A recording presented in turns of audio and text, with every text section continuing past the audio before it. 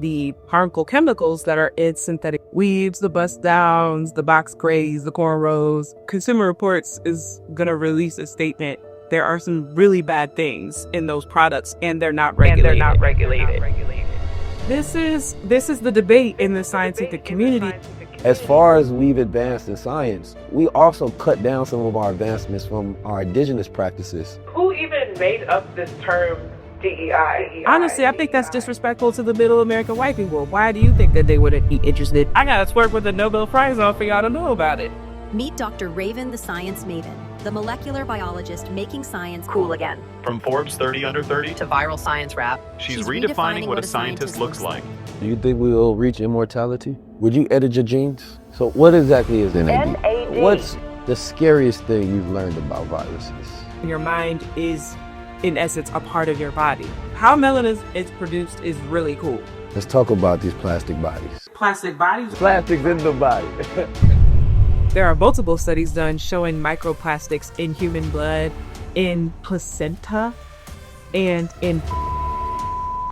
This is a problem. And that is when I get into like thinking about hypothetical forms of life. I be going down rabbit holes too.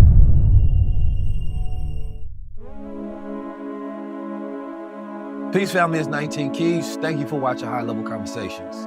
We want to continue to be the best show in the world, so we need your support for that.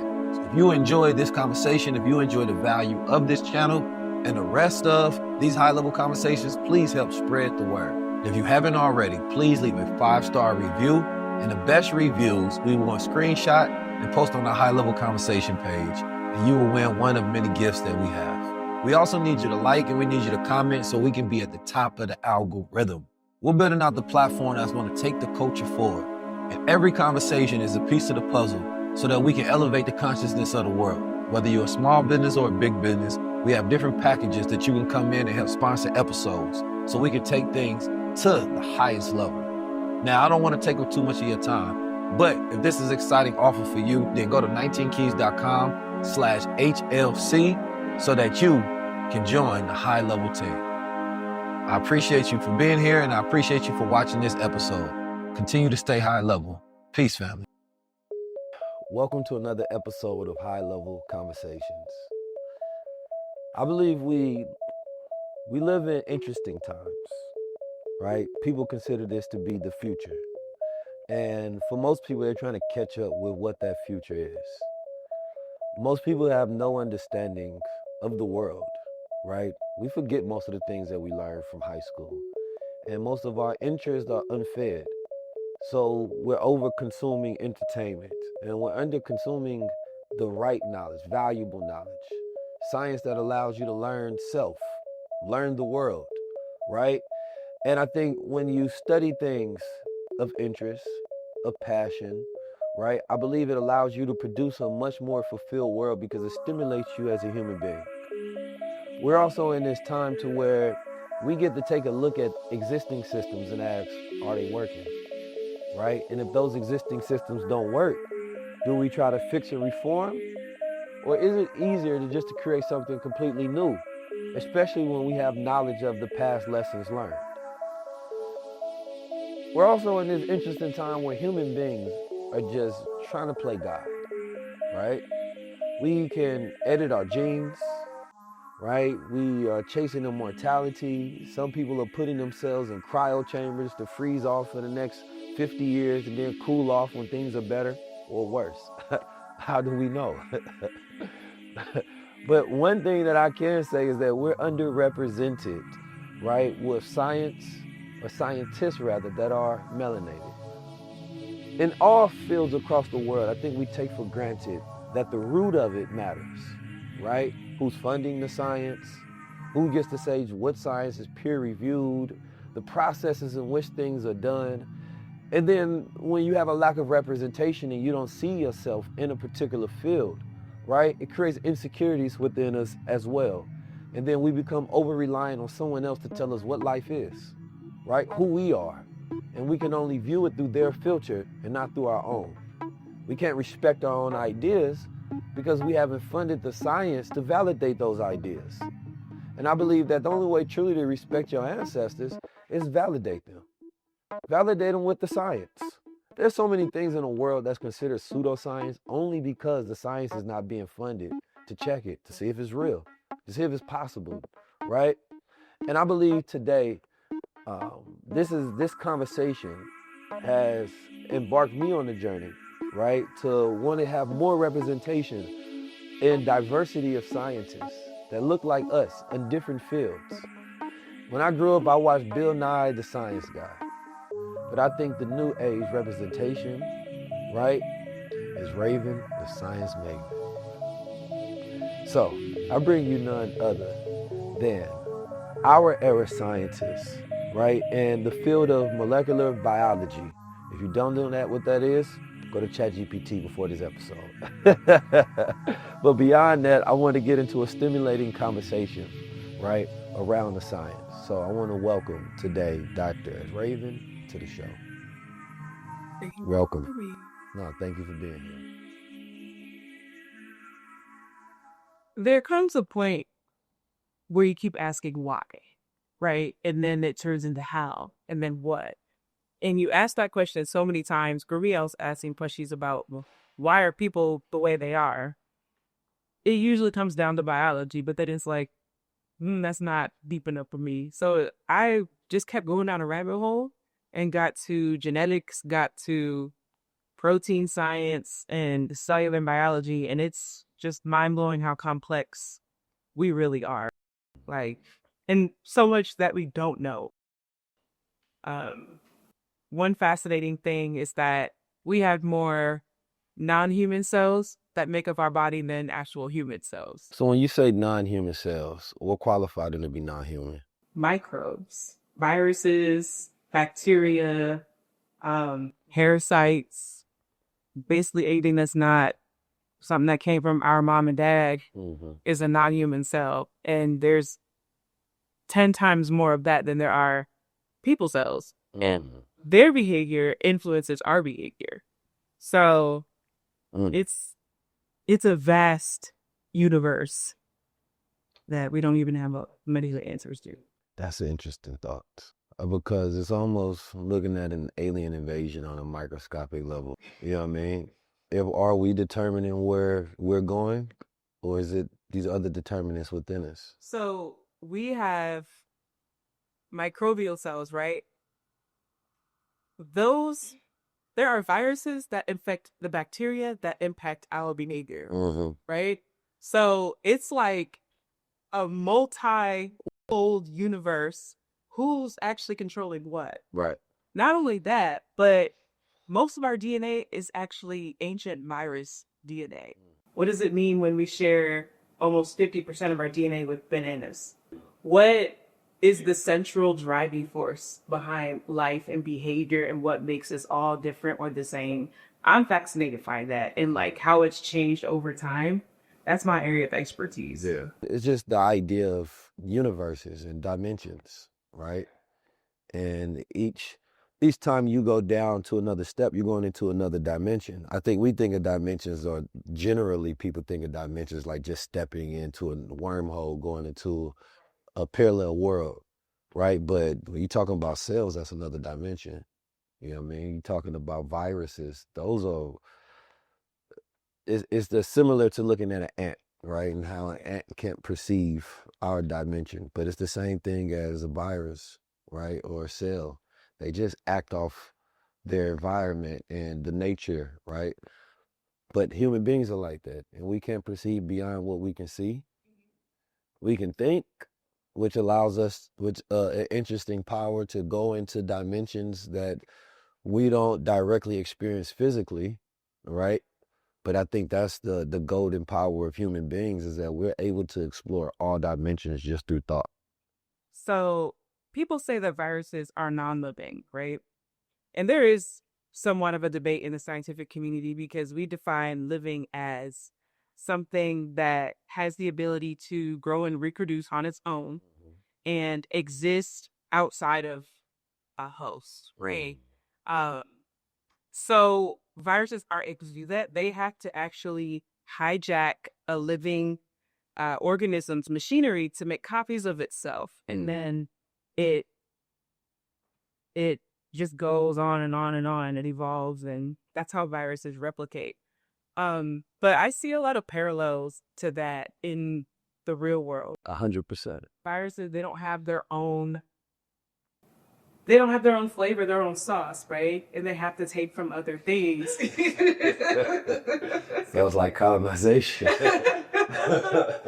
But I think it's so interesting how we can look at biology and then learn life lessons from it. I also think about autoimmune diseases where we have our own human cells attacking self. And I look at what's going on in our country and worldwide. We have people who don't recognize another person as their own and are attacking. Yeah. Like, I look at what's going on right now in our society as like we have an autoimmune disease where people are not like recognizing self, and it's an illness. We have a global illness that needs to be addressed. I like the way that you posed that. You know, Honorable Elijah Muhammad, he had a third grade education, but he spoke upon black germ and brown germ. And the way he broke it down was as a consciousness in human beings, right? And similar to how you just described how viruses react, right? That these represent two different spectrums of consciousness that don't allow different human beings to ever be at peace with each other because inherently their nature is different, right? So that therefore one may be more conquering and the other one may want to live peaceably, right? It's the idea that, you know, in places of homogeneity where people are more alike, ethnically the same, you're going to find more peace because we agree with each other. Your level of loud is my level of loud, right? But if my level of, you know, peace, right, is your level of loud, then we're going to have an issue because then we're going to create conflict, right? Or if you look at a system as circular and I look at it as top down, there's going to be an issue, right? When I was out in South Africa, I remember reading upon how when colonizers came there and they realized that they didn't have like a leader in the group or a chief, then they had an issue with that. It was like, how is it not somebody that's the master of this domain? How is it a circular system, right? So then you have two thinkers engaging in each other. Those are two worlds clashing, right? And so it's almost like if you look at Star Trek and you got different species of beings, right, across the galaxy. If the Vulcans live over here, right, and the humans live over here, there's no problem, right? But when they interact, first of all, they gonna say these humans are way too emotional, right? Y'all feel everything for no reason, right? And you make determinations upon your actions based on those emotions. Versus we look at the rationale and the logic of living, right? And therefore they didn't focus on survival, they focused on evolution, right? Focusing on survival, I think, more so is what causes living organisms to clash, right? Evolution, when we at that point in stage of actualization, right, and thinking about evolving, right, we as a people are always in this survival phase, right? And so when two people are forced to survive, it gets all the way down to cannibalism, right? When you go to prison and people are surviving, you see them stripped from that ability to activate rational and critical thinking, right? They don't get to focus on their desires. They have to focus on their primary needs. So therefore, when you have a classism in the world, there's always going to be people that's surviving and they benefit the most from tearing down the system at the top. Then you have people in the middle and they have benefits. So they don't really want the system to fall, but then they're closer to the people at the bottom than they are at the top. So they're going to act in accordance as if they're in line with the values of the people at the bottom. But in reality, it's adverse to their own survival for them to give up the things and the comforts that they have.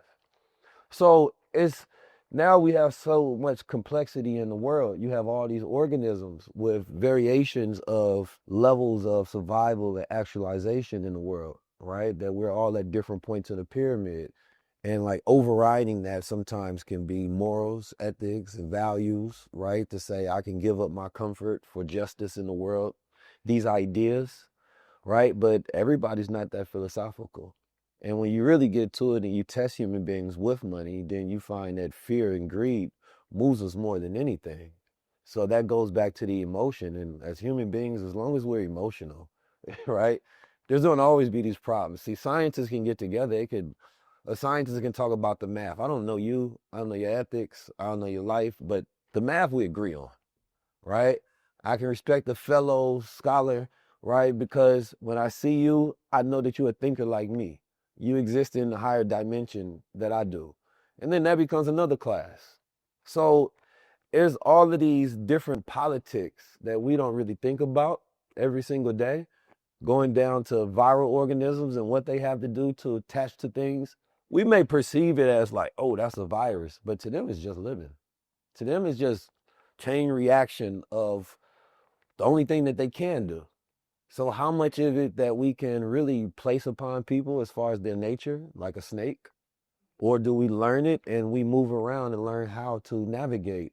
And we would have to end up going to a space of utopia, would end up being separation between people who exist based on similar ethic values and classes. It's interesting that you brought up emotion and science, because I think it would be fascinating to see what it would look like to have scientists in leadership. Because I do look at modern society, I'm like, there's too much promotion. Every time there's an election, there are very emotional commercials where people are pointing fingers and trying to play the blame game. And I just want to see the data. I want everybody to be graded on a report card. Did you fail Yeah. last quarter? Okay, well, we need somebody else there. You know, like, it's just difficult for me to get on this bandwagon of emotion when data can tell you so much.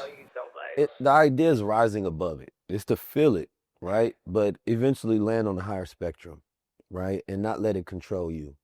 So the idea, though, of science is running the world, or it's more of an aristocracy, I think that there's good and bad in that, because then it's kind of like asking, should artificial intelligence run the world, right? If we're going to the smartest people or the smartest beings that we have, then you will make decisions that's void of emotion. So if you decide that overpopulation is an issue, right, and what's the most logical thing to do? Well, let's get rid of some people. That's if you consider yourself to be a steward of the planet, right? And you're making decisions based on data. So I think at one point in time, emotions might cause wars, but it also keep us from going extinct. Listen, I think that there's certainly a middle ground. Wait, some scientists are interesting because they create, you all create based on passion and where that passion leads you, right? But then sometimes that passion leads us to create hydrogen and atomic bombs, right? Sometimes that passion leads us to create viral weapons, right? Biochemistry is used and weaponized, right? So it would be interesting to evolve, and then the question becomes, does the sciences have the greatest level of moral ethics? In those cases, people are often forced into those positions because there is a powerful person who is like, we need y'all to do this right now, or else it's your headache.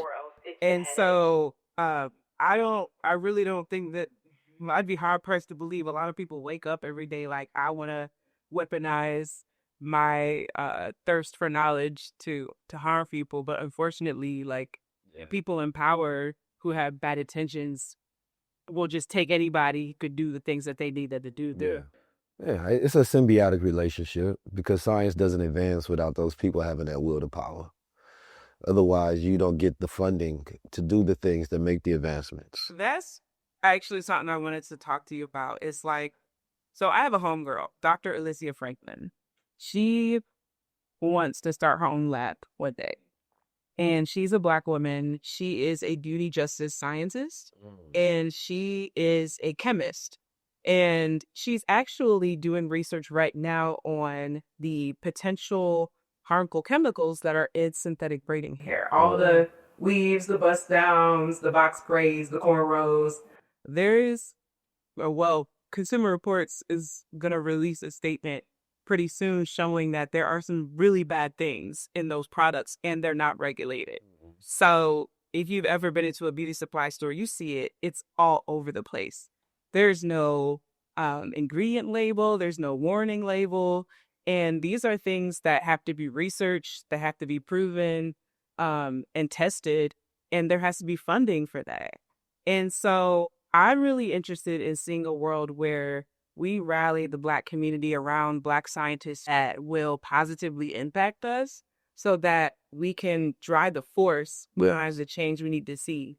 Even publishing the work that needs the attention to drive policy change, we have to beg being able to peer review it. That is how scientific work is legitimate or legitimized.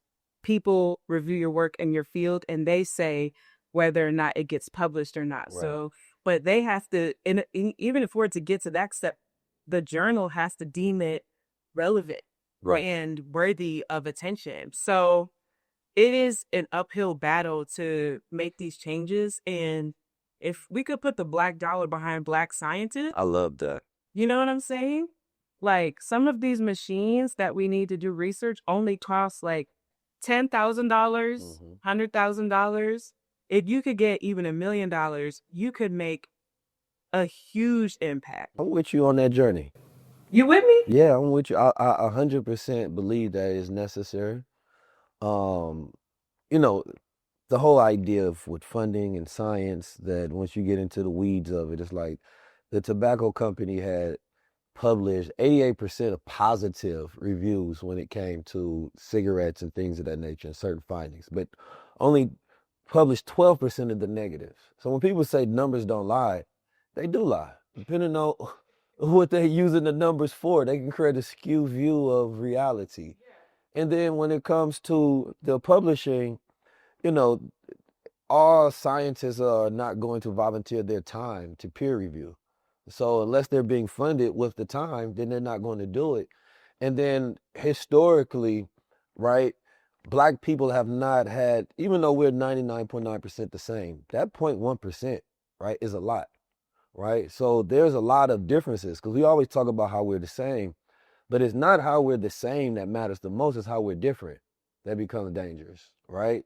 We know that, you know, things like sickle cell, right, affects Black people more than anybody, right? So there may not be as much funding towards that because it doesn't affect whites as much. Now, when we look at something like CRISPR gene editing, the young boy Johnny, he was amongst the first in the world to get gene editing, which I know a lot of people that have sickle cell, right? And essentially it, you know, have the crescent shaped cells. And I'm gonna let you explain it better, matter of fact. Let me not, well, I got a whole scientist right here. No. But if you can explain, because I think we often talk about how we're the same a lot, but the bio differences is really when you get into the weeds of biopolitics, right? Then you get into funding, and then you go into it. The same reason of like psychology, right? Joseph L. White is the father of Black psychology because he recognized that there needs to be a way that we regard ourselves and a way they regard ourselves. The Freudian stick of psychology can't be regarded to a Black man complexity of consciousness, right? I can't use that to say I can, you know, figure out who I am from that, right? That doesn't work for me. I don't have the same Oedipus complex that they have, right? That's their Greek psychology. So when it comes to us, yes, we need our own scientists. We need our own labs, our own funding. A lot of, even stuff that we believe from a holistic standpoint, a lot of times they say that, you know, it's just not a lot of science around it, but why isn't there? Can I tell you, most of the lab rats that we use to research are male lab rats. There's a lot that we don't even know about the biology of female, like just simply because we don't even use the right lab rats.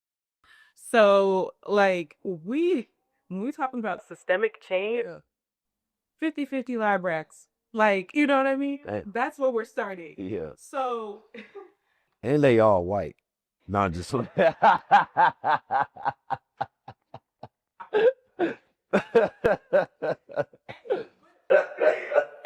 but like, I'm just saying. but if we're gonna take it there, different colored lab rats, like it White male lab rats only, huh? I never thought about it, but think you onto something. you might be onto something. Listen, with the drugs that come to market, the clinical trials that tested the drugs may or may not have tested a diverse population. I just read a paper the other day where they were claiming it was this breakthrough paper. They tested about 1,000 people for this one disease, and in the results, there was just this note that was like, by the way, 96% of our participants were white women. And so, this study might need to be replicated. And I'm like, you need to replicate the study. Yeah, This isn't a breakthrough. a bias there. There's a bias. So I think this is something that we could achieve in the next 5 years, establishing a Black Science Institute, funding Black research, making sure that there is diversity. I got some people I think I could talk to that I think would be interested in this. And then on this other point of, just talking about Black health outcomes, we know that chronic illness is very prevalent in the Black community. And going back to Dr. Franklin's work, I discovered the potential cancer-causing ingredients in synthetic hair. I learned about it earlier this year. I made a video about it. It went viral. And I had a whole bunch of Black women saying, well, I'm just going to keep using it anyway. And I'm like, guys, we have to start moving our feet in a direction that's going to benefit us. And so whether or not you decide to keep using the hair, are we writing letters to the FDA?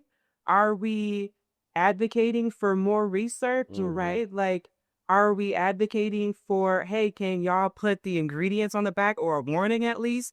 It's not just what products we buy, it's the actions that we take on top of that. So there's just so many things that we're not necessarily doing yet that I would love to see. I think if we don't care about those things, if we don't care about the cause, then we can't expect empathy on the effects, right? So when we are rallying for cancer, right? Yet when you don't want to follow the science that comes out that cautions you on the things that causes cancer, right? Then you shouldn't have the same expectation when you say, I'm going to ignore that, continue the practices that cause cancer, but then ask for sympathy and empathy when I get it.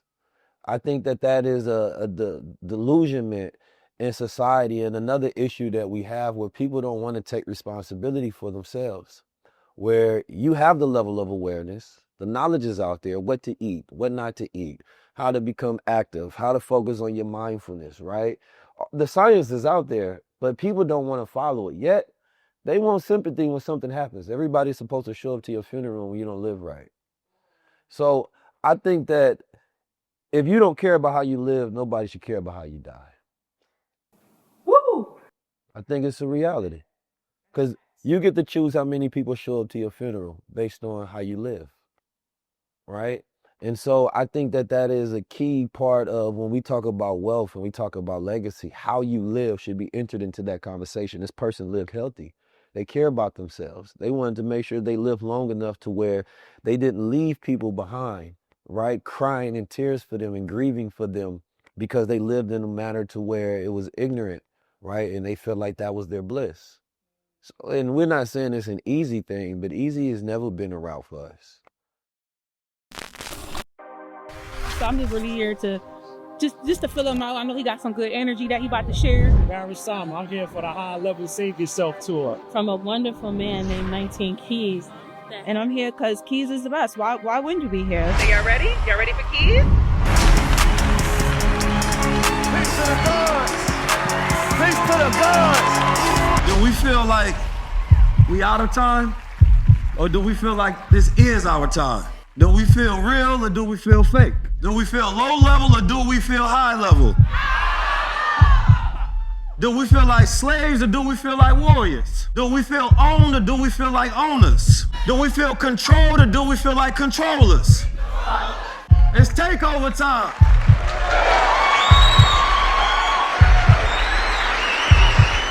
So I need us to stand up on our feet and I need us to make some noise for my good brother, Jaylen Brown. Just be still and then let the things just flow in your brain. Like you'll start to just think about your day or think about like what you want to do or what you want to manifest. That's God speaking to you is clarity. When you get still.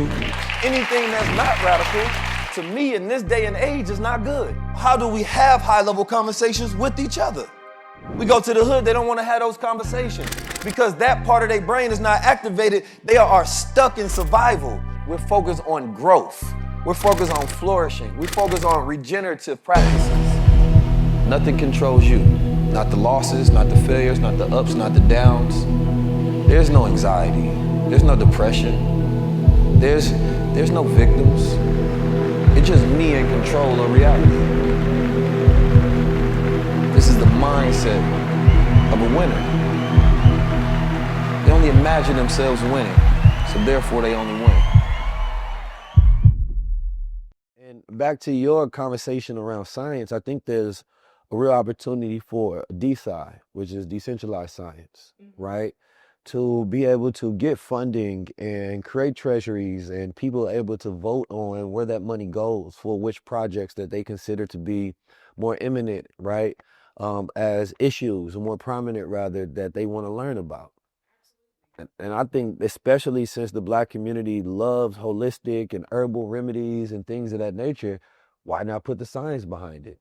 You know, I love cordyceps and lion mane mushrooms, and they just now coming out with papers around this that verifies the science. But before that, people would say, you know, this is pseudo, right? But it's only because there's no funding and based on the process and the chain of discovery. But then when you go to indigenous people, they didn't have funding for papers, they had experience. And the placebo and the nocebo effect is real. If a people believe something's working for thousands of years, you can destroy that medicine by changing their beliefs, right? So science is a religion in that sense that it controls what we believe in, right? And then if a new science confirms that, wait a minute, we was wrong, right? Then it creates a new belief in it again. And then it activates our biology to say, you know what, let's make this medicine work, right? So I think that there's a interesting thing that as far as we've advanced in science, we also cut down some of our advancements from our indigenous practices, because as human beings, the average person in their group would know more about the earth and plants around them than a person today. Because we then feel like, well, there's an expert on that, I'll leave that to them, right? When a person would live based on their conscious understanding of things that they would intake in their bodies. When I go to Japan, one thing you notice is everybody is damn near slim. Listen, the old people are standing up working long hours and they seem happy, right? But the fact that they're standing up, I mean, you got 60, 70-year-old men working in the airport just standing up the whole day, right? Then you get to America and they falling over. You know what I'm saying? And it's like you can see a sick society, right? In a society that is living within nature, right? Theirs is more of, I would say, closer to a biophilic design, right? America, we look at these cities and these are just cardboard buildings shaped like boxes, right? And it doesn't inspire you at all, right? It's not neural architecture that makes you look at the beauty of life and is aspirational, makes you think about becoming more. It actually condenses your ideas, right? And so everything about the world that we live in is not designed for us to think evolution. It's designed for us to think survival. I think that wellness is, Yes, things you put in your body, but also the environment that you live in. Is your city walkable? Can you access fresh food, organic food even? Is your air clean? Is your water clean? All of those things. People you surround yourself with. What are you doing? Like, are you sitting down all day? Are you up? All of that is wellness. It's not juice shots. It's not doing Pilates. Like, it's way more. Japan is amazing.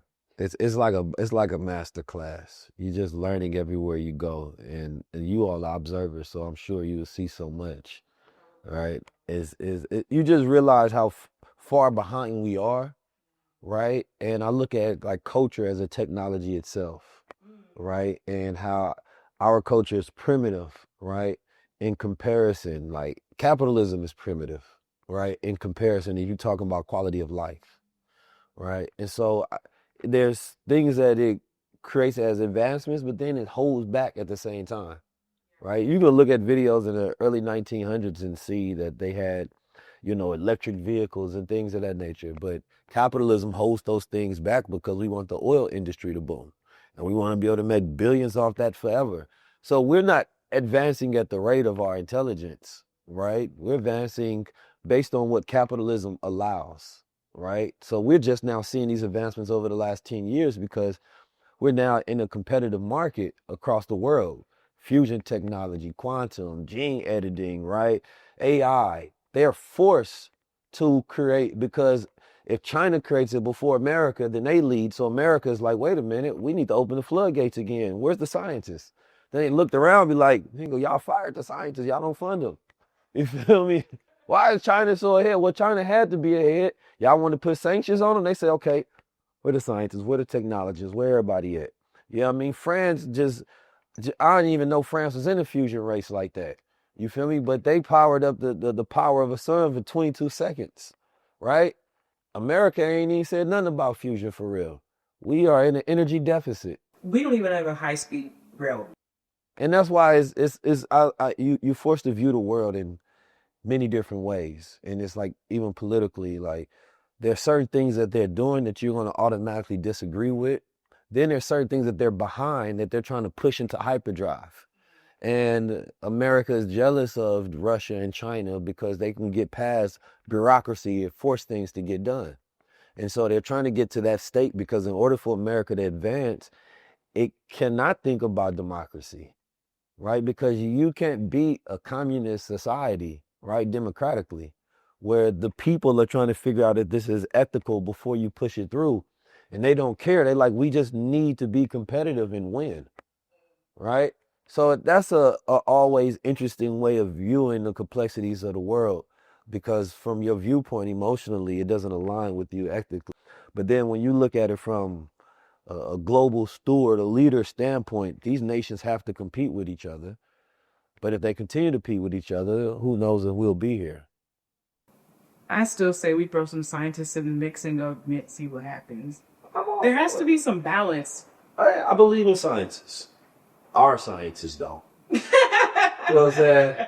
There's been a lot of scientists who did experimented on us in the past. Hey. In the name of science. So I think the biggest shakeup in scientists is black scientists. And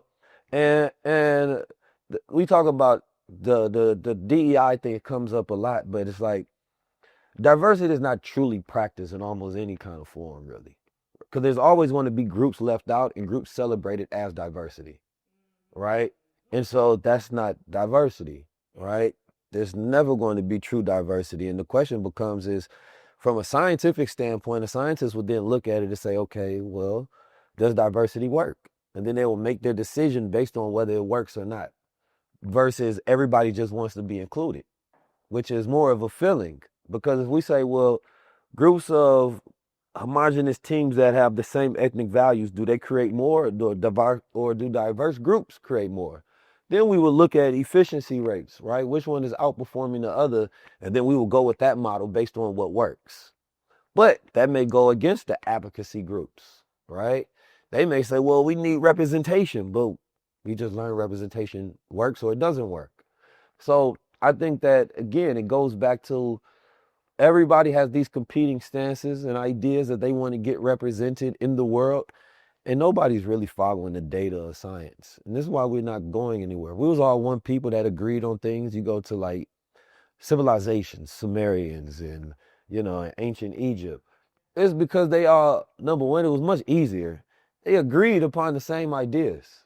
This is God. We going with one God or we going with multiple gods? What we doing? We building a pyramid for the next 100 years or not? It ain't nothing else to do. You know what I'm saying? We follow Ma'adet law, true order, balance. What we doing? It ain't well, the Christian said this, the Muslim said this, the LGBT said this, the Catholic said this, the women's group said this, the men's group said this. Now we can't get nothing done. So I think that diversity is both our strength and weakness at the same time. What you say really resonated when you said, like, when you call it a diversity effort, there's still going to be Yeah. the main I group. don't think I've ever been included in diversity. By black or white. I think that's really interesting because who even made up this term DEI? Was that us? I think that was their remedy because you have a fiduciary duty to make sure that your companies continue to benefit. So during the George Floyd thing, you have a black body in the street. They're afraid that they're going to look a certain way. The stockholders put pressure on them to say, wait a minute, let's figure this thing out. So black consumers don't stop buying our products because they think that we're racist. So, how do we fix this thing? Because we've seen what happened to Starbucks, right? So, let's roll out this idea of DEI. We're going to have diversity, equity, and inclusion. Start teaching people about who black people are and stuff, right? But then the reality comes down to it, and you realize that a lot of these advocacy groups are white women. Right? So off the deaths of a black body, a black man is in the street lying dead, and the protests happen because of that discrimination and injustice. But when you look at the numbers, they benefit the least, right? So that's when you look at it and say, okay, you want to continue DEI, but we at the bottom of beneficiary of it, right? And then what happens is all they're going to do is change the name into something else because they do need the black consumer, so they can't get rid of it. It's a business practice. But politically, they say, well, we need to change it because this doesn't work with the climate right now. We got the MAGA spirit running around. So I talked to my brother about this and he was explaining, I haven't heard anybody say their products have been taken away out of the store. It's just the name DEI has been stripped because it was a program that was put there, right? So that they can continue to do business as usual. So again, they will just change the name. The program will continue. And we're putting our energy, time, and efforts into the wrong things. The right thing would be is if you want to get more funding for science, do you go to the people who historically don't fund it, or do you find new donors, right? So we could go protest and march against those who historically won't fund it, but they are making a conscious effort and an intentional effort not to. Or we could say, how about we create a parallel existing system in science? Because when you realize how much a little bit can go far, right? To where, like you said, $1 million, right? We seen Robert L. Smith, he gave all the money to the scholarships. Beautiful. Now, we have all these black billionaires and things of that nature. You have a science foundation, right? They give their money. They have to give 7% right to charity anyway. Why wouldn't they donate it to science? The only reason it don't exist is because nobody's championed it. So I'm with you on that journey. Let's get this science rolling. You feel me? Ask the people what they want to do. Yeah. Let's do it. So I think that'd be beautiful. There's a few black science orgs that you should, that everyone actually should know about. One is Black and Marine Science. That's led by Dr. Tiara Moore. She is fire, but she got an $8 million grant from National Science Foundation to create a Black Marine Science Institute. Wow. And she is killing it. Wow. Come on, I got to talk to these people, man. We need black dollars. And representation. I think that's probably the bigger thing is that people don't know you exist. That. And part of me creating high-level conversations, right, is number one, for a full representation of what our culture is. We're overrepresented in entertainment. We're deeply underrepresented in science and technology, engineering, right, mathematics, and even true arts, right? So I always say that the best of us should represent the rest of us. But right now, it's like the worst of us.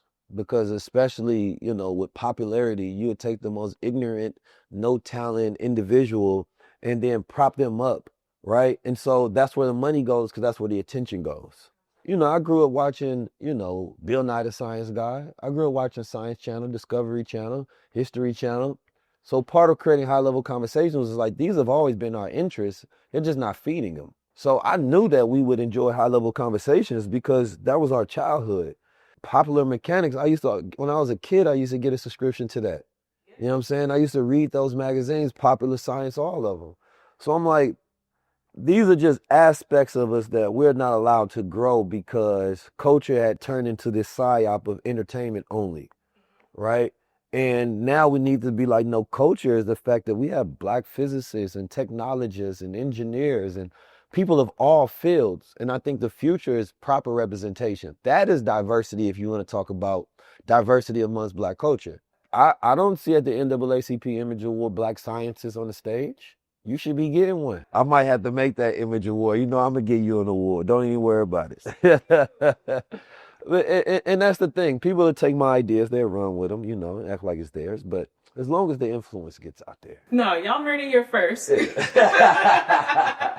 But it's real. If I'm a child and I'm watching, I'm seeing scientists on stage getting awards, I want to be a scientist. We know social behavior is influenced through reward or punishment, right? So if these people are not rewarded, I don't know. I don't know if I want to be them, because I can be a streamer and get on TV and make millions, you know? Or, so why would I go get me a degree, multiple years of school, go into debt, follow this passion, only to be in a lab by myself that nobody knows exists? I just had a breakthrough. I'm happy as hell.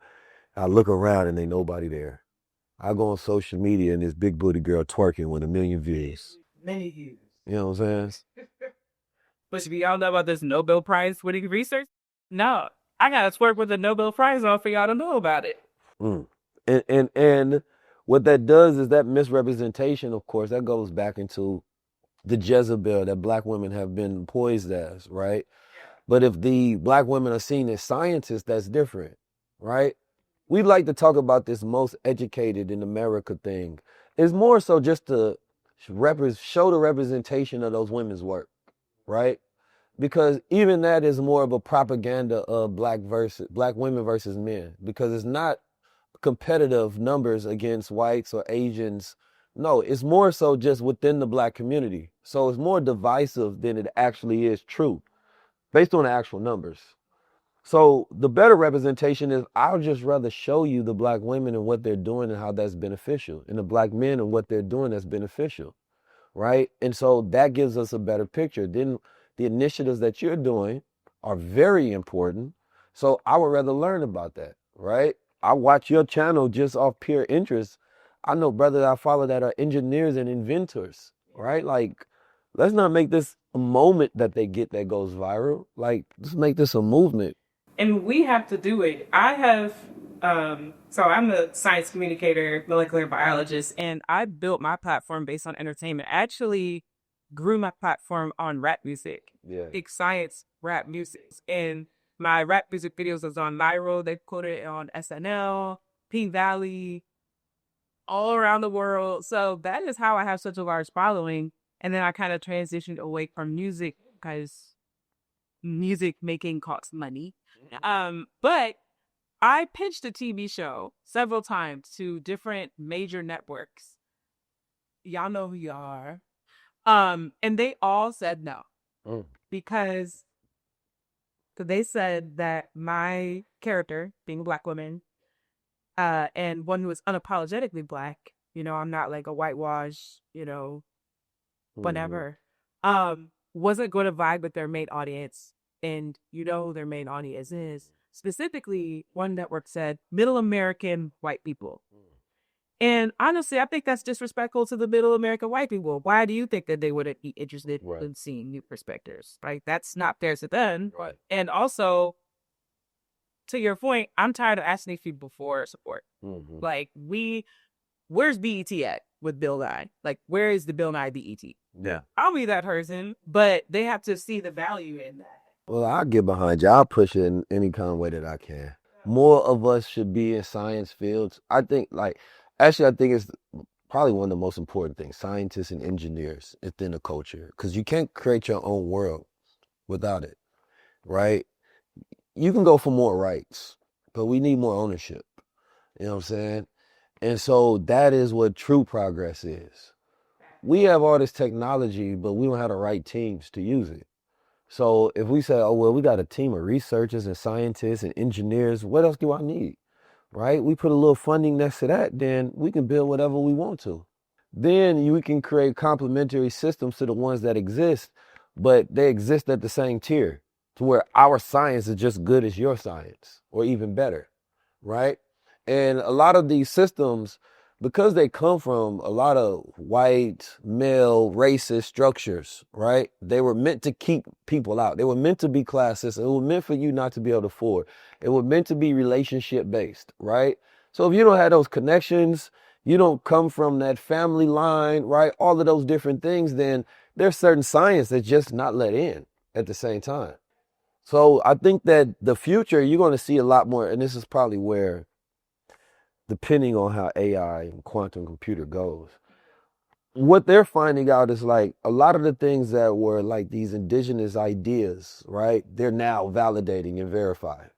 Things that seem to be of the conscious community pseudo talk, now they talking about parallel universes and things of that nature.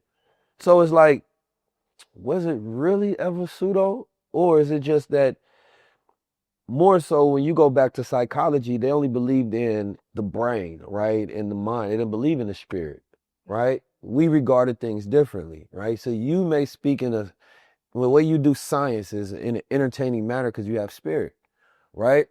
Two people can make the same plate, but the way you season it always go here different. You feel me? And so we're really good at seasoning things, right? And which is a form of alchemy within itself, right? In chemistry within itself. And so we natural scientists with that. And we know how to make life taste good, right? We know how to make science appealing, right? And the reason that they don't understand that because they don't know how to do it. And then they've never fed their audience that meal before, so they think they won't like it. You feel me? If Bob is used to eating this bland chicken his whole life, and you like, he don't want all that seasoned stuff you got going on. He ain't even tried it. How about we put this in front of Bob? What the hell is this? Right. I love it. You feel me? Can I get some more? Because most of these scientists, to be honest, they're boring. They're monotone, right? And they don't explain science in a manner that makes it engaging. Right? The whole thing with Terrence Howard was that whether you believed in what he was saying or not, is that he engaged people. Very entertaining and engaging. And there's no reason that science shouldn't have. Science is, it's like in speaking and communication, there's 88 keys to a voice. Scientists often hit one key, right? And when we talk it, we're hitting multiple keys, right? And we like, whoa, I didn't even know you can speak science like this. And often when you go get educated, you learn in a linear manner, right? To where you have to go through their systems. So you think just like everybody else that thinks. When a lot of times you become self-educated, you make connections that are creative. So you're going to say things in a different way, but you may mean it the same way as this scientist. And they know you meant that, but they can get you on technicalities, right? To create this class game. So it's all of those things to where, again, going back to a decentralized system, is that it's not that you're more intelligent, you're gatekeeping what intelligence is, right? And I think that those are the ideas that young children, especially with all this new information, because we've never had people with this amount of access to information before without going through systems to get them. There's no gatekeepers on information anymore. The way you analyze data and the research and the way it's comprised, that's still gatekept. But your access to it, that's going to create completely new thinkers. And you're not going to be able to gatekeep to say that they're wrong because they didn't say it the way you learned how to say it in academia. Right. That's exactly why I'm launching a pre-science learning course in April 2025. Hey. It is called the Science You Should Know course, Yeah. because I think that everyone should be able to understand how to do that scientific theory, that methodology, because there is so much information out there. How do you process it? Yeah. What is important to me? What information do I even want to Yeah. dig into? How do I dig into that? What's relevant? It's free, 100% Yeah. free, because I don't want it to be gatekept. Yeah. College is expensive, and the world is moving too fast. Yeah. And I heard you say something. You said something about like I aspire to be free. You said on the Breakfast Club something about like you value being free. And that's how I feel about science. I feel like when you gatekeep science and science learning, you're withholding so much information about how people can interpret the world around them from inside out and beyond. And so how dare we gatekeep those systems? How you can learn so much about yourself. Forget biology, just like spiritually, about the world, about other people, how the universe works. And once you realize like the different patterns, the evolution of things, like it is a mind altering experience. And I just think that everyone should have access to that. 100%. Because So, yeah. science is life. Biology is life. We should be conscious of that, and we should know it very well. It's a level of self-awareness. Supermind coffee, coffee cup. Inside the coffee cup is Supermind coffee. Instant coffee that I take before every episode so that my brain is stimulated and I'm getting all of that neural response. I want to make sure my synapses are connecting. I want to make sure electricity is flowing. The information is there. So I drink this coffee every single day. It got lion's mane, it got cordyceps, and it got a little bit of coffee in it. Now, if you tap in, you too can have high-level conversations. And make sure you give it to the person you're talking to so that they're not dry while they're talking to you. Hey, tap in. I did want to get to immortality. Oh, shoot. Dang. I might have questions for you. What you got? So back in like the early 1900s, there was a philosophy that came out, Russian cosmism. And Russian cosmists essentially piloted these ideas that we should figure out how to live forever, right? And it's our responsibility to resurrect our ancestors. So they talked about this idea. Not only that, they believed in space colonization, right? And a multitude of different things, which is basically the foundation of where you get the modern space age and things of that nature, and a lot of existing technology, at least philosophically, coming out of Russia, right? That became very influential as ideas that were being spread. They had pictures of spaceships and things of that nature. Just from a philosophical standpoint, which makes it very interesting because there was call to actions in this philosophy as well. Now, during that, they believed in biopolitics, right? Bio differences between different people and how society should be regarded based on those who are clean and unclean and things of that nature. So that became influential throughout the world as well. But to the immortality standpoint, when I look at some of those philosophies, I'm like, today we're actually, making do, at least moving towards that frontier on all those ideas, right? People being able to download their consciousness, right? Colonizing places like Mars, right? And becoming a multi-planetary species, even maybe not directly resurrecting people, right? But in the sense of resurrecting mammoths, right? And animals and things of that nature. Where do you think the science is going when you got the ability to gene edit and CRISPR and, right?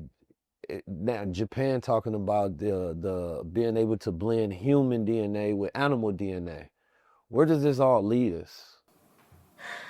Honestly, that is a question to ask people in power, because it is the people in power who are funding this funding. They make a call for research they funded, or they weaponize their power to get certain things done.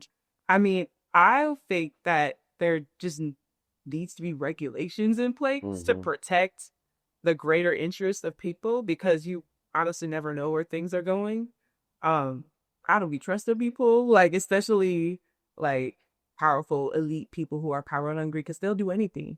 And I think that people should be protected. So I don't honestly know where it's going. Do you think we will reach immortality? It's hard for me to say. Where are we currently at in like the science around telomeres and things of that nature? Oh, so you're getting what telomere? I know a little something about something. Okay. We are not close to immortality. There is, I think, what's that guy's name who is trying to be immortal? You've seen it. Yeah, he got the elastic looking skin. Yeah. And he be taking his son's blood. He's not doing too great. Yeah, he wilding. But we're not close to immortality, but we are finding a lot out, like the telomere situation. So telomeres are the end of our DNA. So our DNA is packaged into tightly bound packages, and the ends of the packaging is called a telomere. And as we get older, those telomeres get shorter and shorter and shorter.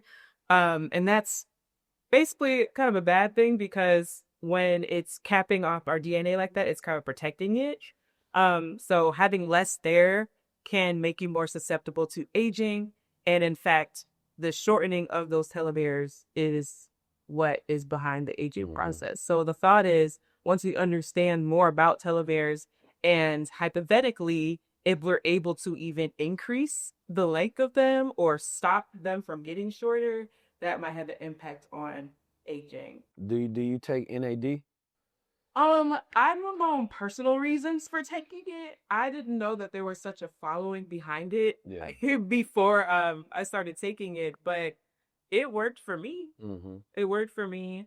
I was impacted a lot by COVID, and I think I was left with like an energy depletion in my body. So taking the NAD kind of helped kickstart me getting back to a baseline. So what exactly is NAD though? NAD is a product that is behind what helps our mitochondria make energy. If you all remember, mitochondria are these little energy producing factories in our cells. Our cells have many of them, and they produce ATP. And that is basically like the fuel for everything going on in our body. And a part of that process uses NAD+. It carries the energy throughout the process and helps to generate that reaction. So the thought is if you introduce more of that into the body, there's more ability to generate the energy once you introduce that factor. So yeah, if you're like in an energy deficit, you might want to consider taking it. I haven't had some in a while, but I used to do it monthly. Right? Yeah, I sit there. I always do it fast, but my stomach, it be hitting my stomach. I hate it. Some people take it in the pill form, but then the bioavailability ain't the same. So I just sit there and suffer through it. Have you ever taken it at night? No. I used to take it at night, Karen. You think it's better? I mean, your body does a lot when you're asleep, and so I figure, why not just give it more energy? Because when you're awake and you're doing stuff, you're probably going to use more of that versus when you're sleeping. Do you take adaptogen mushrooms? I do. Yeah, coffee. Lion's mane, cordyceps, reishi, all the good stuff. Yeah, I use cordyceps more like a pre or post workout. I mean, so I drink the coffee before and after. And I was reading up on the study, and they was explaining essentially that after the workout, it speeds up recovery time. I think they said about 4 times. So it essentially creates the inflammation so that it can heal it faster, right? And then of course the lion's mane, is good. And then of course you was talking about ATP earlier, but it's good for ATP production as well within the body. And then the lion's mane is more so for that brain. You know what I mean? I need to keep my brain agile, every single day. So I make sure that that electricity, right, is flowing through that brain and I'm stimulating it consistently. And I believe in this technological age, it's more important to pay attention to your brain health, right? Especially as we're taking in so much blue light, we're taking in so much data, right? Like your brain health is what, and we don't think about that a lot, but you have all these mental health issues, but a lot of them are brain health issues, right? And most people are not thinking about the physical aspect of that. Yes, I'm very passionate about that. There are so many things that impact our brain health. Our gut health impacts our brain health. Things that we eat impacts our nervous system, in turn impacts our thinking and our mind. And it's serious. It's very serious. I think people don't recognize mental health is brain health. And then your mind is, in essence, a part of your body. So if you're taking care of your body, that also includes your mind, and your brain is a function of your mind. Would you edit your genes? It would have to be for a specific purpose. I wouldn't need a reason. No cosmetic editing. I'm just what. What if it's like it allows you to just have muscle all the time and strength? No, I think You seen that movie Supercell? I mean the show. I haven't seen it. I mean, just the idea of like having powers and things of that nature, right? I think when the kid that did get the gene editing, he said that's what he thought was gonna happen to him. Uh, but he also said he felt like a guinea pig for doing it because he was amongst the first humans in the world to do it. I think that eventually, if they get that science all the way down packed, that's probably where it end up going. Because people already do change their eye color with lasers and things of that nature, and plastic surgery is at an all-time high. So I would imagine, but then they were saying some of the ethical implications is the fact that you change your DNA for future generations to come as well. And the idea was like your child can't consent to these changes. Ooh. You know what I'm saying? Which is an interesting idea just within itself because you're changing. And you may make these small little changes, and that's the thing is that just because you can do it don't mean you understand what you're doing, right? And you may not figure that out till mutations happen 40 years later because you're playing God.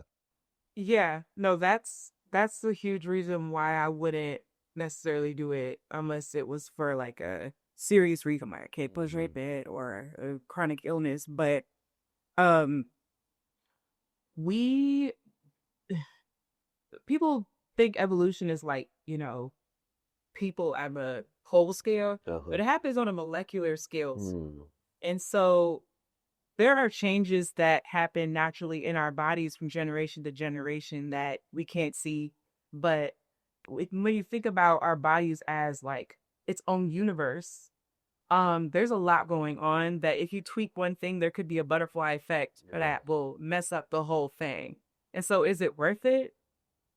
Not for a cosmetic reason, in my opinion. That's just my preference. But to save someone's life, I think that probably will be the justification that perhaps like instead of going to get surgery, right, you get some gene editing, altering things that happen to you, and a person will say, well, this is less riskier than that, right? Or in cancer research, I'm more so interested in seeing like frequency medicines become right more prominent, where they can eliminate tumors and things of that nature. I would love for that technology to be more prominent than gene editing itself.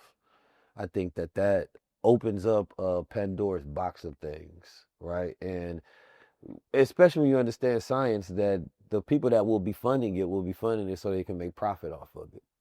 So, then you get to this idea of designer humans and designer babies. this is why they have to create that parallel world. Yeah.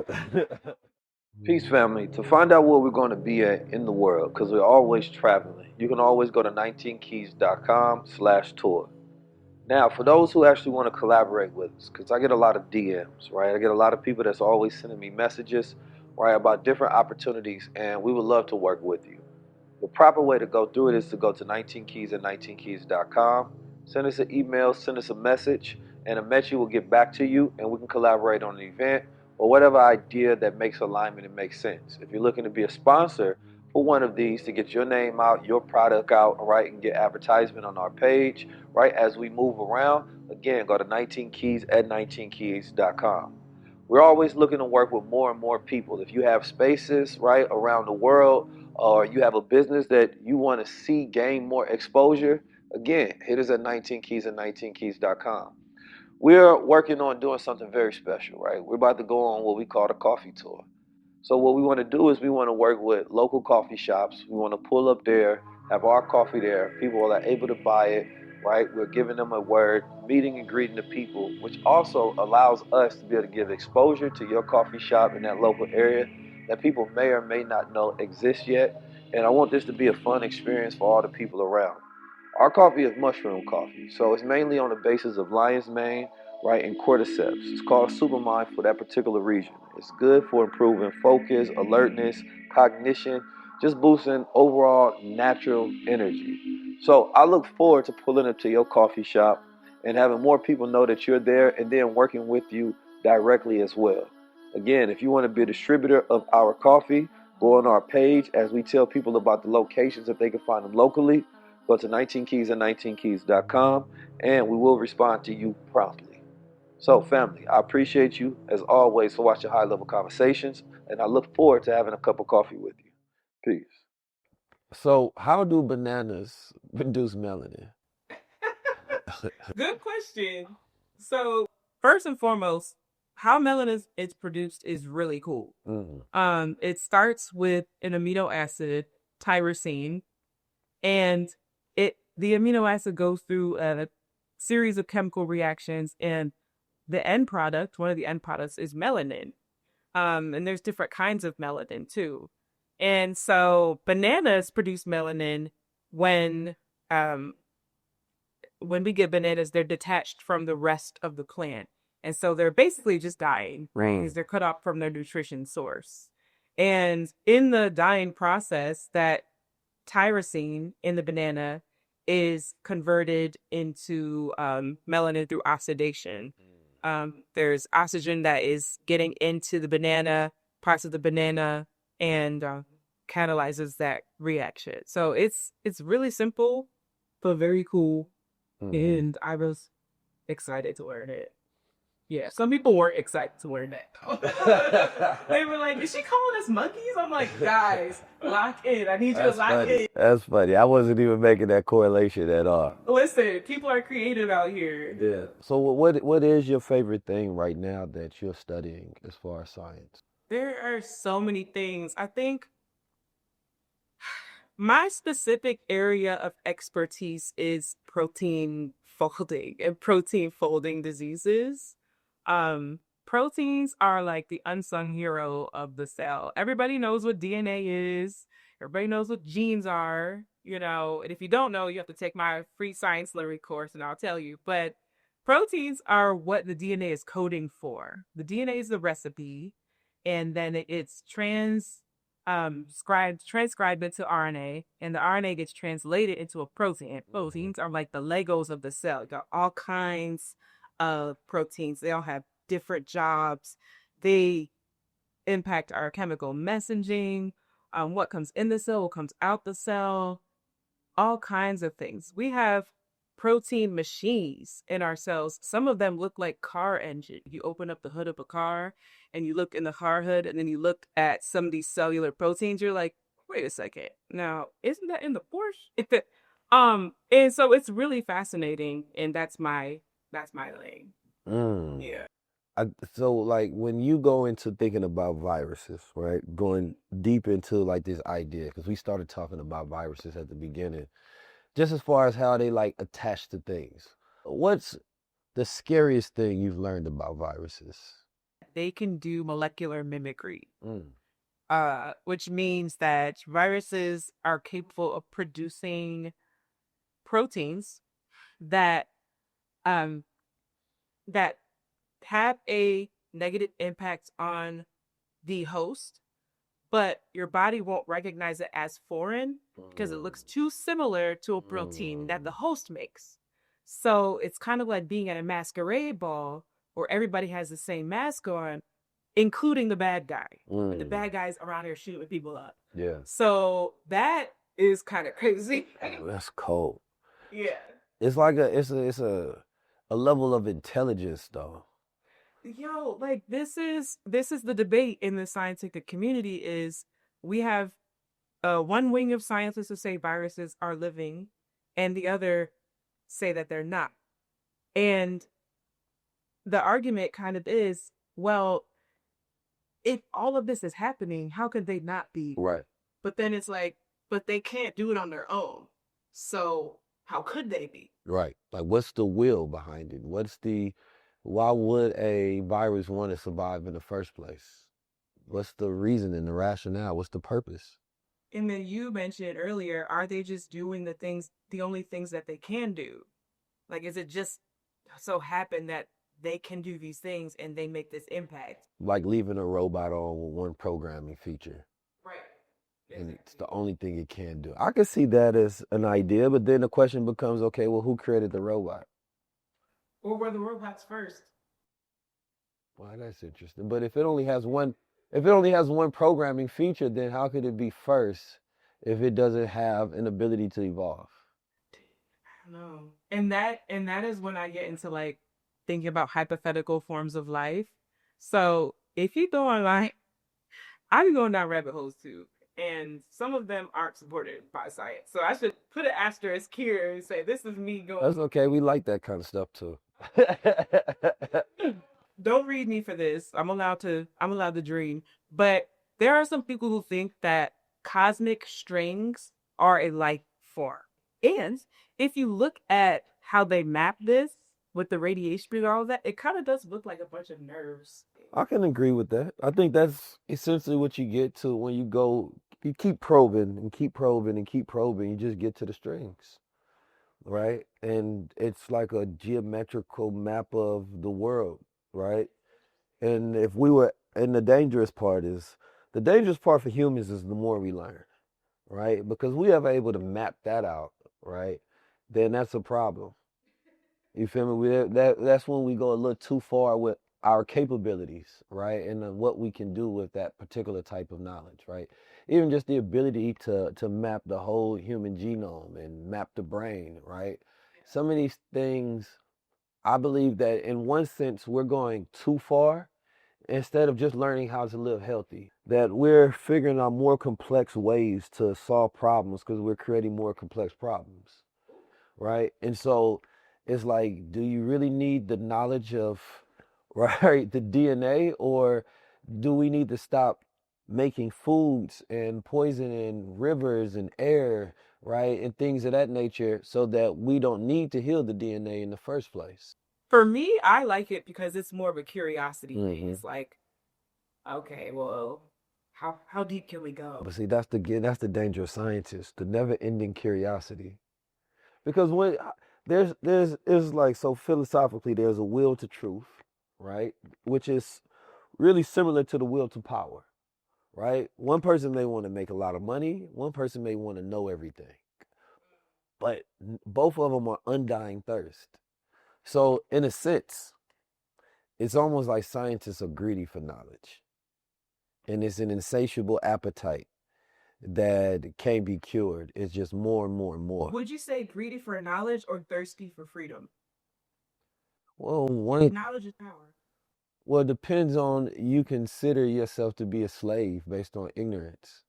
So yeah, freedom is one of those things that I believe is when something has a measurement of control of your will or your mind, right? So it becomes, what are you a slave to? So we can be a slave to an appetite, right, for truth, right? And that's the idea, like religion. Religion satisfies man's seeking for truth by saying faith is enough, right? And so do you want to if we have a philosophical conversation, let's say before hydrogen and atom bombs are created, and we just talk about the ideas and we just imagine them, right? Because man was able to see it in his mind's eye before he see it with his physical eye. And is the mind eye enough? Or do we need to experience everything in the physical world? And that's when we don't see ourselves as multidimensional beings, that we need to experience things with our five senses. And that's because we don't regard those other senses as real experiences, right? But the mind, as we know with the brain, there's definitely another difference between the things that you're imagining, because your body is going to respond as if it's happening. So I think that in one way, a person can perceive to say that our need to physically experience things is primal and primate, right? The reason you get a mind is so you don't have to physically experience. You can go into, the imagination allows you a window into every dimension possible. And is that experience not enough? Right? And I believe that what ancient people had was, they were able to enjoy the experience in the domain of the mind, right? And they wasn't so focused on the physical world, right? So they may have wrote down histories of things that they've only imagined or dreamed about. Then later humans was like, is this real? Let's prove this. And then we had to physically see it. You had a dream about an explosion, then a human want to see the actual explosion. It's like, bro, We left it as a dream for a reason. So I think that there's an interesting conundrum about human beings, and it goes to like our natures in different species, because then some people will consider that to be sacred knowledge. So they wouldn't share with others. But now it's like military knowledge was not widely available at one point in time, right? Science, political knowledge was not widely available, because you realize that what would happen if human beings had this knowledge? You would live it, you start utilizing it in your daily, right? We got 48 laws of power, and people are taking Machiavellian laws and practicing it with their family. You know, so knowledge is a very powerful thing, but it's not meant for everybody to have, right? And it's dangerous because when you talk about DNA and bio differences, and then you get to psychological differences, those small tweaks, again, that 0.1% of how we're all different and what we'll do with the thing, everybody, there can be a million people with guns and they do nothing wrong with it. But it's that one person. And then that could have been in his DNA to do that, right? So his father or mother could have been schizophrenic or bipolar, or was a radical, right? Or was a killer. So, you know, when we really get to how different we are, customizable sets of differences that human beings are psychologically, right? And how we will respond to certain stimuli and things of that nature, I think it regards a level of ethics that we don't think about anymore because we want the result. But then we think that the correlation, right, sometimes does have a direct causation, right? That if you create the science, are you responsible for what comes from the science? Yeah. It's an interesting idea. I love science. I believe that we should continue to stay curious, but what we don't have in this world is righteous curiosity, meaning that we have energy, dirty technology, but then you can have clean technology. So do we want to extract, or do we live in harmony, right? Do we dominate, right? Or do we flow, right? Do we consistently generate, or do we regenerate? I love this conversation. When I was beginning my scientific career, I didn't actually want to be a molecular biologist. I wanted to be an urban farmer. And I wanted to make skyscrapers that had vertical farms up on the side. Like, for example, build a city like New York City, but when you look at the skyline, you see plants going up and down the building. So that's biophilic design. Yeah, like that was what I was passionate about. I actually started school at SUNY College of Environmental Science and Forestry to do just that. And then I realized, oh, like, I can't do that because there's no jobs. Like, where am I going to work? Yeah. And so I moved on to a different field. But the big problem in science is we keep circling back to this funding thing and capitalism. Capitalism, funding, who has the money dictates what work gets done. If we had a bunch of people who cared about biophilic design, people having access to clean water, food, we wouldn't have been done that by now. Well, speaking of, going back to like George Washington Carver, and then now we look at this timeline of everybody having plastics in their bodies. How big of a problem is this, right? Because when he was experimenting on different things, he didn't see this as the way we go with society, because he didn't really calculate in capitalism. Plastics? Yes. Let's talk about these plastic bodies. Plastic bodies? Well, not the plastic. Plastics in the body. But plastic it's becoming a huge issue. It's simply not a natural substance. And what the plastic is made of is really the issue. Up until recently, we didn't have many people crying out about what was in the plastic. Once we figured out, oh, we have forever chemicals in the plastic, or BPAs and all of the BPs leaching into our water from our water bottles, or they're in cans, right? It's a huge problem, mainly because these chemicals that are leaching out of the plastic can contain things that disrupt our natural body processes and can mimic the natural hormones that we produce in our bodies. So if we're introducing extra chemicals that our body thinks are hormones, then our body's doing extra messaging and signaling that it's not supposed to be doing. And that in turn can create disease. So the chemicals in the plastic are an issue, and also microplastics are an issue. There are multiple studies done showing microplastics in human blood, in placenta, and in breast milk. This is a problem. If we talk about science, like, so I would be curious for, science that fix these kind of problems, right? And again, I think it's just a lack of funding, because I think that if you want to take the world's greatest minds and you put them on problems like this, but we're not really trying to figure out how to cure the common man, right, or woman. Like, that's not an issue. But that would be the type of science in a scientific world that I believe is worth funding, right? If you can get out all these forever chemicals and plastics out your body, or you figure out a way to convert that into a positive energy source in some capacity, that's science that I believe worth funding, right? Things that probably won't make you any money, right? Those are the sciences that, because curiosity should not be based on capitalism, right? And it shouldn't be funded in that direction. That's where we go into a dangerous place. I also think that Black people deserve an opportunity to just be dreamers and not have to, with our productivity not being measured by the amount of money that we can generate. Yeah. Well, I think human activity itself should not just be linked to productivity. That's machine language, right? And we've been turned into machines, so we use a lot of machine language as we talk about ourselves, efficiency and productivity and energy. We're not really speaking of ourselves as humans, right? Passion and flow, right? And these human language, right? I think as we become more of a technological society, human language, right, and regarding human processes, I think are more important, because the machine will be able to do all those things.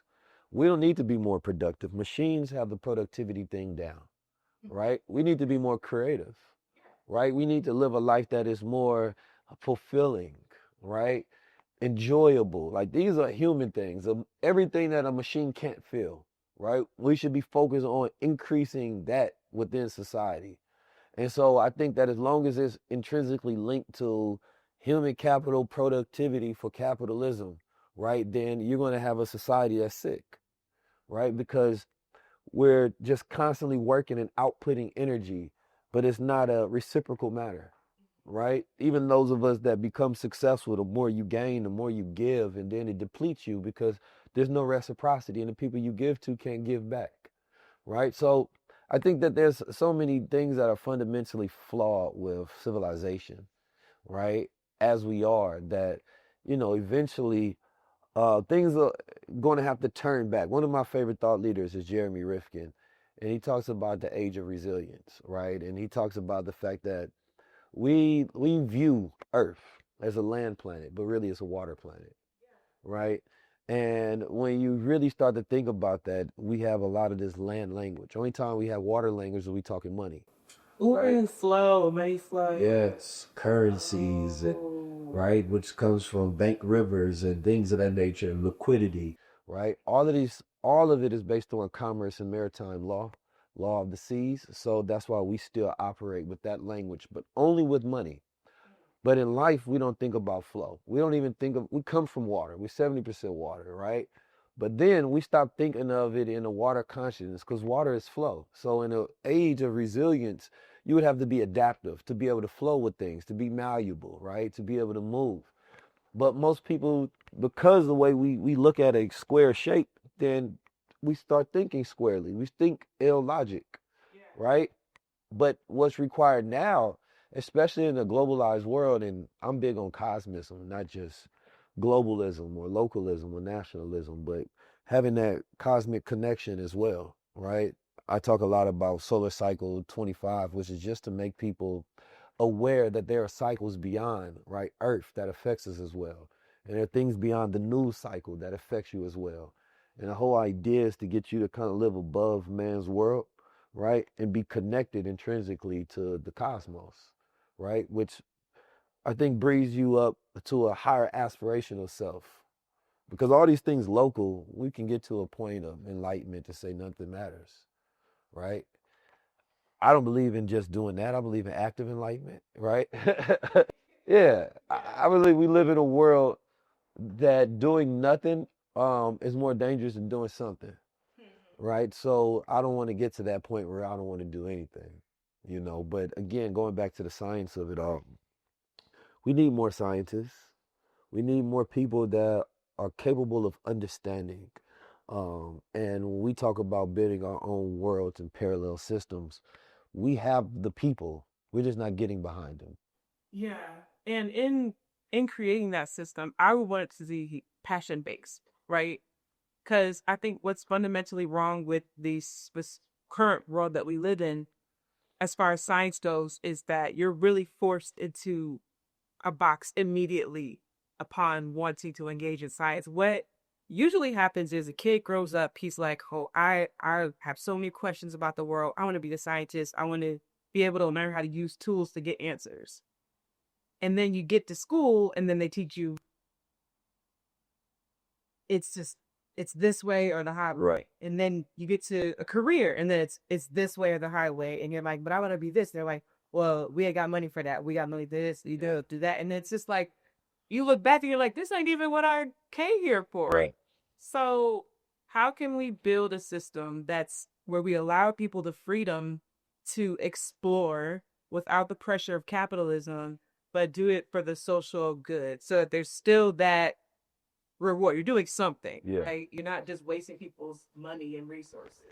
I think ultimately that's the idea that people are spreading as AI takes certain jobs, that it allows people to pursue passion, right? Because they won't be able to just do it based on profitability, right? Because their productivity won't be enough.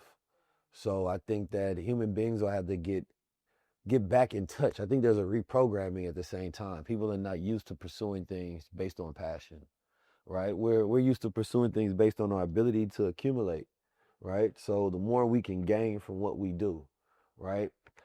So sometimes if you have, let's say, a philosopher spreads ideas, but most of the time they never live to see their ideas fully spread throughout the world. So they lived a life doing what? Thinking, right? Einstein, most of the time, all he did was thought experiments. He did physical experiments. So I always use this example. If somebody spent all their time doing thought experiments in their head, right, and they never told nobody, you would never regard them as a genius. But they could have been 100% right in everything, right? Einstein was the first celebrity scientist, so he got that national presence, right, of spreading those ideas out there, and he put those ideas to be disproven, and other people made him a celebrity, right? Which was the interesting fact on that. But we also don't have many different ways of regarding different types of genius, right? An athlete is a genius, right? But we don't look at that type of genius in regards. There's spatial genius. There's so many different types of intelligences in which you can master within those fields. But again, I think we follow fields that white men dominate, right? A lot of times, and that they can fund and that they can be at the top. So therefore, we put them in the center and everybody else measures themselves around that, right? And so what we're going to have to go to is a world where there's all of these different types of geniuses that people can find fulfillment in through that pursuit of, right? Because innately, genius was never a thing to chase. It was just was in everybody, the spirit within everyone. We've turned it into this idea, right? And I think it's more so mastery than anything versus genius, because everybody has that spirit within themselves. But mastery is different. What can you master in life, right? You start off as a student, right? Then you can become an expert. And expertise levels vary between what you know to somebody else doesn't know. Because to somebody else, I could be an expert in something. Then it could be somebody else with superior knowledge and they're an expert to me. And then there's somebody who has complete mastery of a field, right? And I think mastery also should be redefined in that sense that a person's ability to manipulate a thing, right, is their mastery. So like when you can speak science in an entertaining way, like that's a level of mastery that other science could never get, because they have a very mundane, plain way of seeing it based on textbook knowledge, right? And technical thinking. So, which is you just copying some other thing. You can be technically good at thing, but your abstract ability to take that, which requires emotion in the first place. It's a range of color, it's a range of sound, right? It's a range of notes that you add to it. Now, most scientists can't do that. So I think that we don't have those different like levels to see human beings. I see people in those different spectrums, right? I see people based on like, oh, that's their genius, that's their skill, oh, that's their mastery. That allows us to appreciate each other. I, on that same note, love when I'm able to help people realize what their mastery pathway is. They're like, oh, I didn't even think about it that way. I'm like, yeah, you have a purpose. Yeah. And then we bow down to each other, and I think it creates humility across the world, because you can do something I can't do.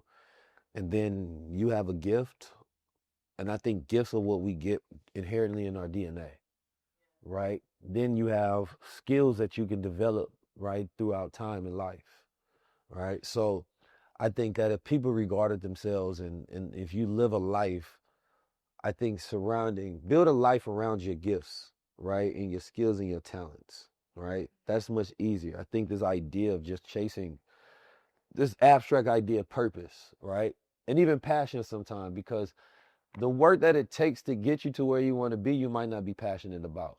What would you say is a way that people can tune into that frequency of what is my calling? What am I passionate about? What is my purpose? Because I run into so many people who feel like they don't have that. And I would hate to say that they're right. You know, I would love to believe that everybody has something that they're being pulled toward. So what do you think about that? It's a great question. And I think about it a lot because I get this question a lot. I think you have to become a very good listener, right? And what you're really listening to is self and how you feel when you do certain things. Because when we say we want something, well, we're not really actually chasing that thing. We're chasing the feeling that comes with that thing, right? You want the respect that comes with it, the love that comes with it, the peace that comes with it, the joy that comes with it, right? So when you're figuring out that purpose, that gift, think about that thing that makes you feel that way. And sometimes we don't have enough experiences. We don't taste test life enough to know. So if you if you are in a local environment, you're not even in an environment that will allow you to explore what your gifts are, right? So sometimes you have to travel. Sometimes your gift may not be for this city or this place. Traveling, for me, I found I didn't recognize my gifts till later in life. I think other people did. And I think other people, sometimes they watch and they try to push you in that direction. The problem with human beings is we don't often want to go in the direction of our gifts. The reason is because they're too easy, right? So stuff that doesn't give you a challenge doesn't make you feel like you've earned it. It's too easy. You don't want to do it, right? It doesn't increase your willfulness. So I've always been a great communicator since I was a child. People would tell me that I would disregard it because I didn't feel like it was something that I earned, right? And so that's something to pay attention to, because even this idea of privilege and nepotism and right trust fund babies, like we don't appreciate those things. We almost cast them in a negative light.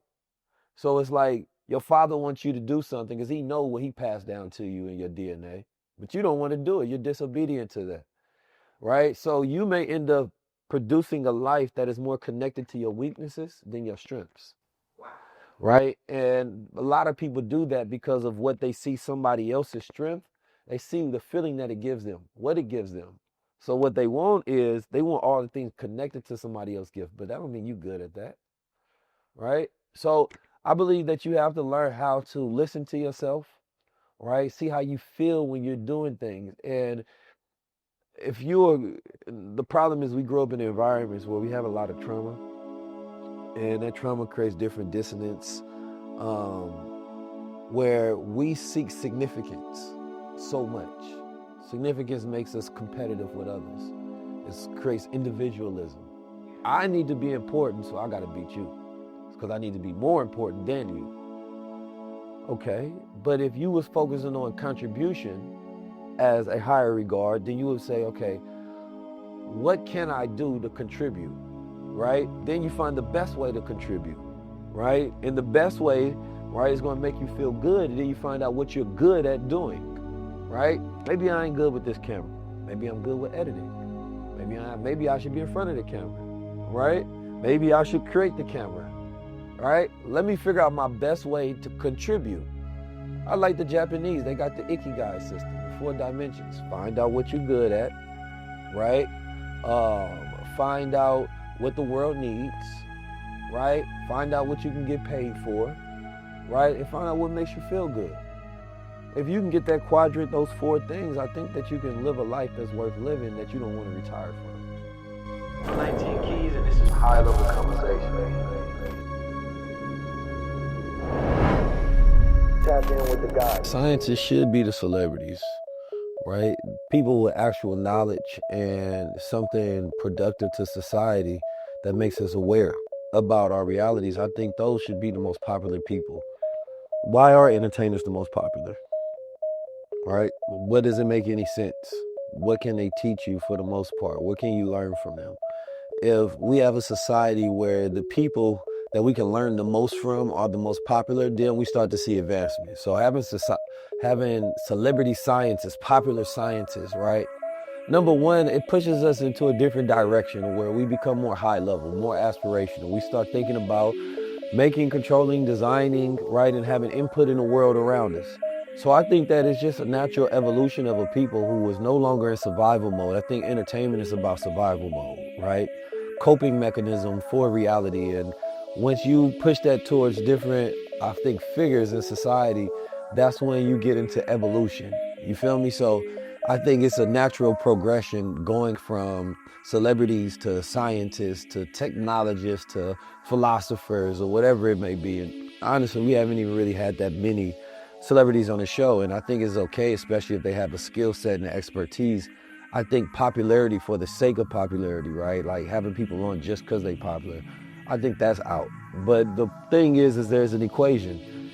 They get the attention is then converted. You ask them a subject about something, they can bring attention to a subject. So you kind of using them as a prop, but that doesn't mean that they're the best person suited, right, for that question, for that opportunity. But it's the world that we live in, so we're flowing with what we're given, even though it's not the best tools to build with. I think a lot of the questions that boys and girls have are scientific questions, but they aren't able to recognize that, and the people around them aren't able to recognize that. And so they get pushed in other directions that are more obvious, which is why I think a lot of us do get pulled into athletics, into comedy, because that type of flavor is innately in our culture. But being able to do scientific inquiry, that's actually a natural thing. The scientific method is something that's taught, but scientific inquiry, we're asking questions all day, every day about all things. So I honestly just think it takes role modeling and guiding for young people to go from I have a question to now I have a career. But there has to be that pathway. Well, you know, this is a soul scientist, man. This is a scientist with some soul, with some spirit. A lot of scientists are atheists devoid of any spirit, right? They don't colorize things. They try to be as neutral as possible. And I think we're in this space now where we can actually be multiple things. You can be a musician and a scientist. Why do you have to be one thing? Why does it only have to show up in one way? I think those are mechanisms of control. And I think when people inherently of a different culture get access to it, then they're going to do it different based on their culture, right? And the rules of their culture and what we believe and how we feel and how we connect. So I think that, you know, having a scientist such as Miss Raven, Dr. Raven rather, and even her boyfriend who is an astrophysicist who was here that you all did not get to see, these are 2 black scientists, right? Like, I get excited about that kind of thing. If you put me in a room full of scientists, I'm going to just walk around and have a field day because I'm going to be having high-level stimulating conversations. You put me in a room of different people and I don't know who they are and, you know, they just work regular mundane jobs, it's not going to be the same, right? It's going to be a little low level for me. And, you know, I put out the report that shows you that, you know, low level conversations, right, are draining, right? High level conversations, people with higher IQ want to have high level conversations, something more stimulating. But it's the same thing with low level content, it's draining. High level content is stimulating. So being around low level people is draining. Being around high level people is stimulating. It's very simple. I can be around philosophers and scientists and scholars all day long. And we can just naturally flow. Like the beauty of that is like she came in with her own set of curiosity. She had questions, right? And I love that because when people sit down, I say it's a conversation for a reason. Right? If I'm just probing you with questions, that's an interview.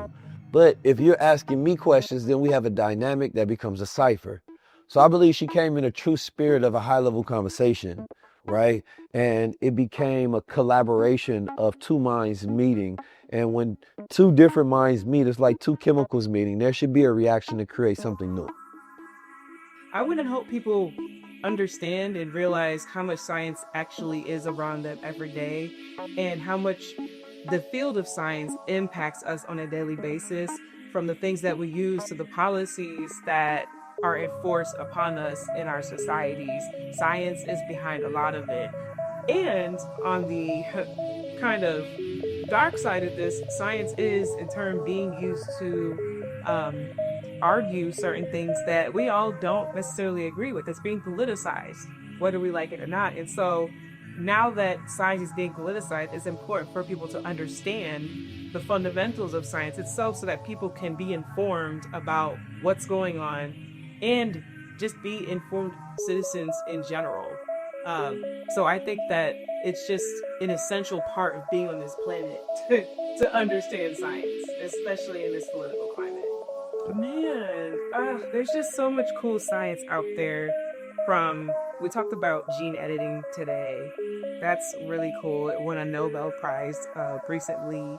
And from climate change to food, agriculture, medicine, there's so many pieces of science that impact us all, and we could talk for days. Like, there's a ton of things I didn't get to talk about, but if you take my free science learning course, you can learn about all of those things at your own pace, because I could talk to you all day about science. 19 keys, the 19. The execution of knowledge is power. From a boy to a man, and ultimately back to the natural state of being, into a God. So I'm just really here to just to fill him out. I know he got some good energy that he about to share. Barry Sama, I'm here for the High Level Save Yourself tour. From a wonderful man named 19 Keys. And I'm here because Keys is the best. Why wouldn't you be here? So y'all ready? Y'all ready for Keys? Peace to the gods! Peace to the gods! Do we feel like we out of time? Or do we feel like this is our time? Do we feel real or do we feel fake? Do we feel low level or do we feel high level? Do we feel like slaves or do we feel like warriors? Do we feel owned or do we feel like owners? Do we feel controlled or do we feel like controllers? It's takeover time.